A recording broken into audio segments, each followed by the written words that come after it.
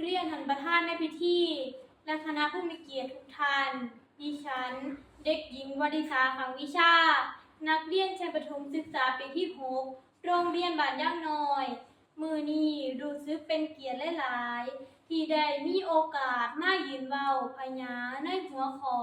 หีบ12ข้อง14ค่ะพี่น้องเอ้ยหันมาฟังทางนี้ประเพณีแก่เก่าคำพญาผู้เฒ่าให้เฮาเว้าต่อกันหีบ12ว่านั้นเพิ่นเอิ้นว่าประเพณีให้ลูกหลานทำความดีช่วยกันรักษาไว้12เดือนให้จำได้ให้นำไป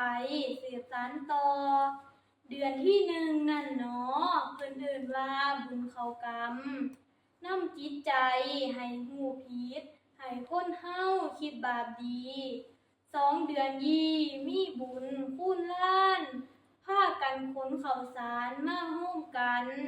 เอิ้นขวัญข้าวแม่นพอพามเดือนที่3ยามนั้นปั้นข้าวจี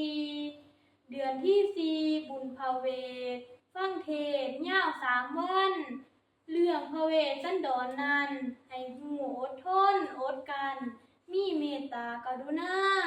เดือนที่5เพิ่นว่าบุญสงกรานต์พวกลูกหลานเอาน้ำมาสะสมทำลงไว้ประเพณีไทยซอยผู้เฒ่าให้สุขใจลูกหลานย่อยกเดือน6บุญบั้งไฟ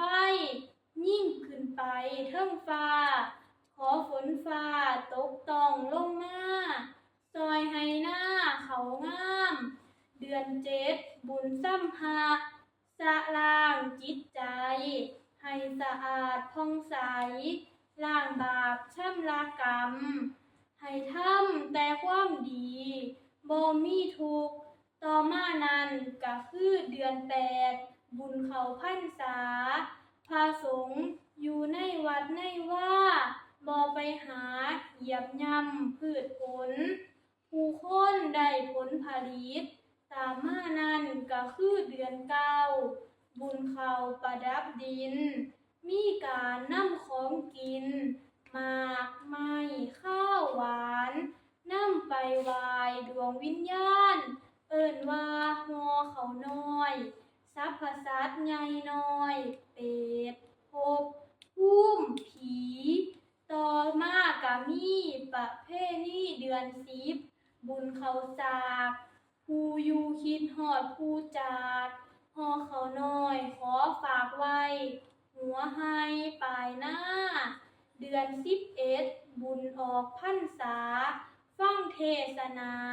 แห่ปราสาทเพิงเว้าถึงความเป็นมาจำปา4ต้น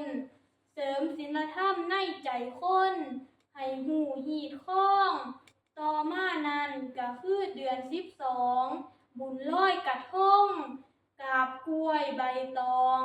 บรรจงม่วนขึ้นแต่งมาไหว้พระแม่คงคาสำนึกบุญคุณนามบาปร้อยเบิดเคราะห์